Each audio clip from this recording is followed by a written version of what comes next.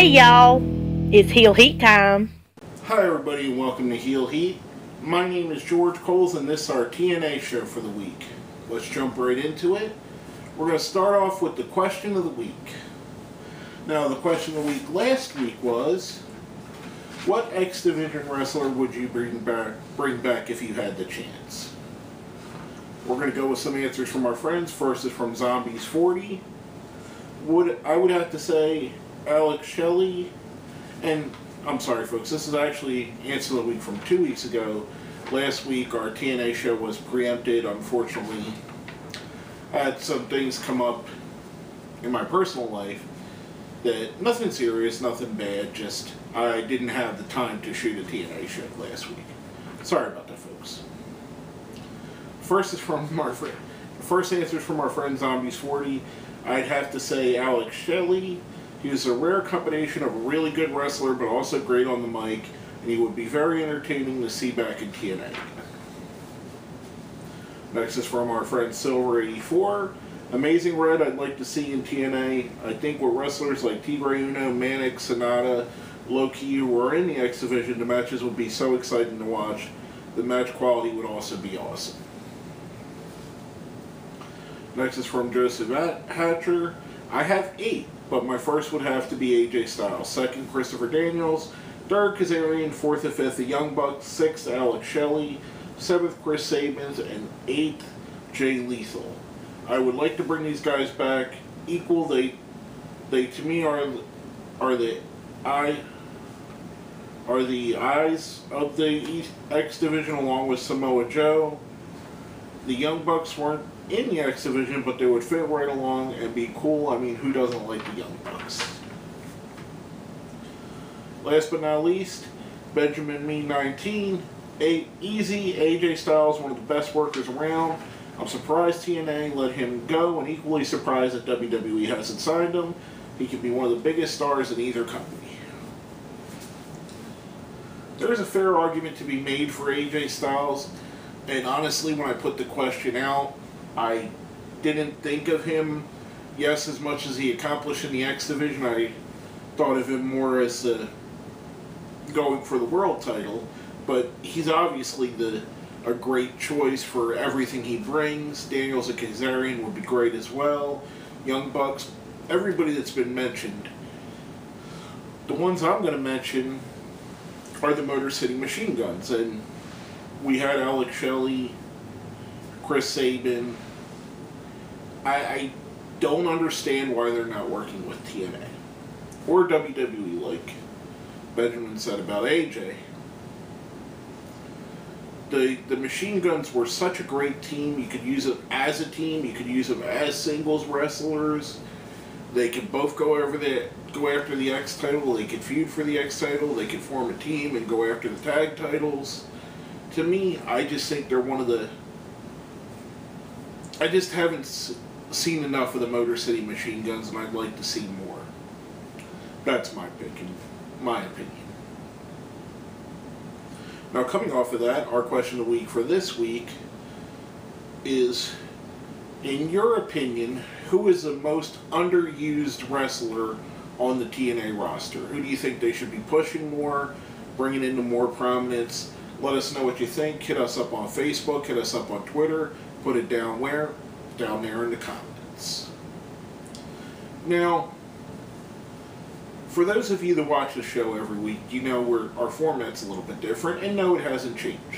Normally, we do the so-so portions, which are the ones I don't care bad or good, then the bad, then the question of the week, then the good. Well, I really didn't find anything on the show bad or even so-so. I thought it was a pretty solid show all the way through, so everything falls in the good portion, which is where we're at now. First up, the Knockouts Battle Royal. Havoc picking up the big win, making her the #1 contender for the Knockouts title. I think it was inevitable. I think it's the dawning of a new star. Havoc, as she's known in TNA, has been tearing through the indies for years. She's a multi-talented, just amazing wrestler, and I think it's her time to shine, and I think if she's given the ball, she's going to run with it and score a touchdown. Glad to see Havoc get some prominence. I hope they don't drop the ball with her. Next up, we had a promo with MVP and Kenny King. They bring out Chris Melendez, offer to have him join their crew, which ends up with him saying no, then challenging Kenny King. Kenny King dominates the match. Melendez picks up a win with a roll-up. We see afterwards MVP and King try to attack Chris Melendez, try to tear his prosthetic leg off, which Ken Anderson comes down and makes a save. Melendez stands tall in the ring. I'm enjoying what they're doing with Chris Melendez. I'm hoping that once the novelty factor of the one-legged wrestler or the wounded war hero wears off, that they'll continue to give him something, because there's an it factor there. There's something there with him. He has that it factor, and he could be a star, and especially coming up against the disabilities he has with only having one leg. You know, the backstory is just amazing, and him eventually being a guy that becomes a world champion would be awesome. Speaking of awesome, we had Homicide versus Samoa Joe for the X Division title. Joe wins a very hard-fought match. They show each other respect afterwards, and James Storm, Sonata, and Manic come out. Manic with a new look to him. Gone is the suicide gear, and now he's in a more, I want to say, Mega Man inspired look. To me, that's the first thing that came to mind when I seen him, was Mega Man. They pretty much lay out Joe, kind of saying, hey, we're here, we're going to do what we're going to do, we're here to take over, making Storm's faction look strong. You know, I enjoyed it. I thought it was cool. Thought the match was great. Thought this new faction that we got going with Storm, Sonata, and Manic is going to be interesting going forward. Could be fun after what comes out of it. Next up, we have a three-way ladder match. Team 3D versus the Hardys versus the Wolves. Wolves pick up the win. Of the matches between these three so far, this was my least favorite, but still was a good match. Each one of the three teams has a win now, so that's going to leave us to a Full Metal Mayhem match between the three. And I just, it was good. I like that they're bringing prominence back to the tag division. Hopefully we get a definite winner at some point, in my opinion. Next up, we have the Battle of Intensity, as I'd like to call it. Bram versus Gunner. Very hard-hitting, solid match, selling Gunner's previous leg injury from the week before. Samuel Shaw's out with Gunner. Samuel Shaw, at one point, comes in the ring to try and assist Gunner. Ends up costing him the match. Bram picks up the win. We start to see some more dissension in the ranks between Gunner and Shaw.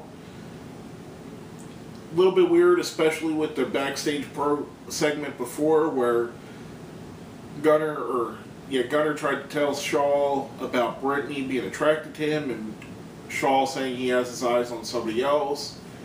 My assumption would be it's Gunner, so maybe they're going into some weird territory here with Samuel Shaw having an attraction to Gunner and stalking Gunner now. I enjoy the Samuel Shaw character.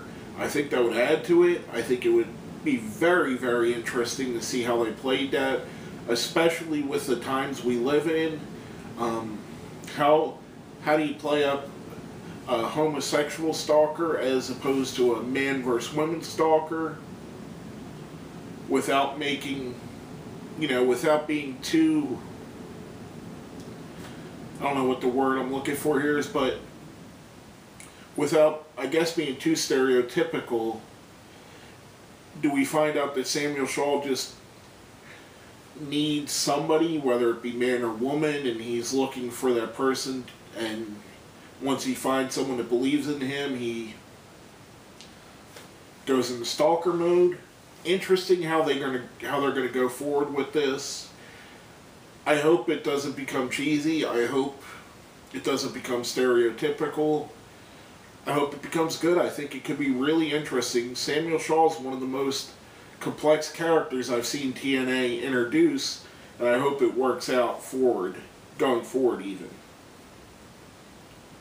Next up, we have Bobby Roode versus Lashley for the title match, for the World Heavyweight title.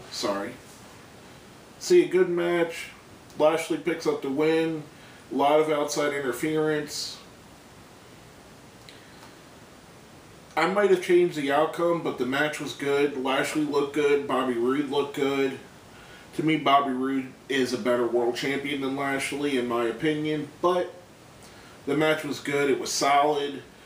It leads us to having, eventual rematches down the line, which gives us more of a good day, which is always good.